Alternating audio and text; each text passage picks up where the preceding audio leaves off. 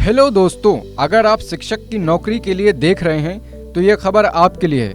और अगर आप हरियाणा से हैं तो इससे अच्छा मौका क्या हो सकता है, क्योंकि हरियाणा सरकार के शिक्षा मंत्री कंवरपाल गुर्जर ने कहा है कि प्रदेश सरकार बिना भेदभाव के विकास कार्य कर रही है।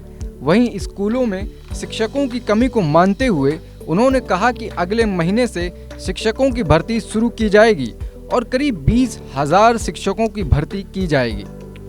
हरियाणा के स्कूलों में शिक्षकों की कमी को दूर करने के लिए शिक्षा मंत्री कंवरपाल गुर्जर बोले हैं कि 7,400 के करीब टीजीटी, 4,400 के करीब पीजीटी सहित करीब 20,000 शिक्षक नियुक्त होंगे।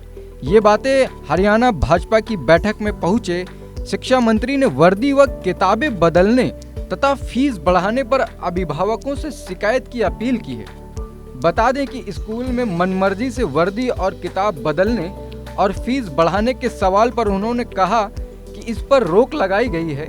अगर कहीं ऐसा हुआ है तो अभिभावकों को शिकायत करनी चाहिए, इस पर सख्त कार्रवाई होगी। भाजपा की जिला स्तरीय बैठक में शामिल होने के लिए पहुंचे शिक्षा मंत्री कंवरपाल गुर्जर ने बैठक के बाद पत्रकारों से बात करते हुए इस दौरान उन्होंने कहा कि भाजपा की सरकार में किसी भी व्यक्ति या क्षेत्र के साथ भेदभाव नहीं किया गया।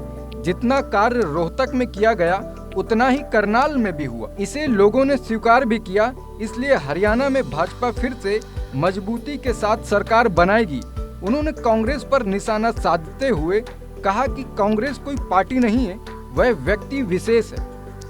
वहीं जंतर मंतर पर बैठे पहलवानों के सवाल पर उन्होंने कहा कि खिलाड़ियों की मांग मान ली गई थी, लेकिन बिना जांच की कोई कार्रवाई उचित नहीं, इसलिए जांच चल रही है। जो दोषी पाया जाएगा उस पर कार्रवाई होगी। गुरुग्राम व फरीदाबाद नगर निगम चुनाव में देरी के सवाल पर कंवरपाल बोले कि विपक्षी तो पंचायत चुनाव में देरी पर भी सवाल उठा रहे थे, लेकिन बीसीए आरक्षण के कारण उसमें देरी हुई थी। इसमें भी कोई कारण जरूर होगा। विपक्ष के सीएम के जनसंवाद की लोकप्रियता से घबराकर गलत प्रचार कर रहे हैं। गठबंधन में उन्होंने कहा कि पिछले चुनाव के बाद ना हमारे पास बहुमत था न उनके पास।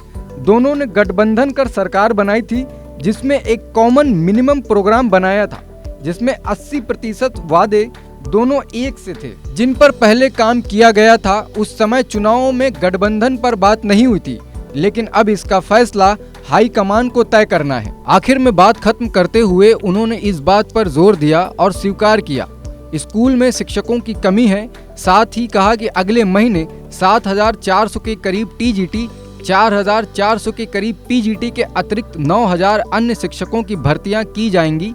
अभिभावकों की मांग पर 3 साल से पहले वर्दी न बदलने, 10% से अधिक फीस न बढ़ाने और हर साल किताबें न बदलने व एनसीईआरटी की किताबें लगाने जैसे कार्य किए हैं। यदि किसी ने चोरी छिपे वर्दी या किताबें बदली तो अभिभावकों को इसकी शिकायत करनी चाहिए।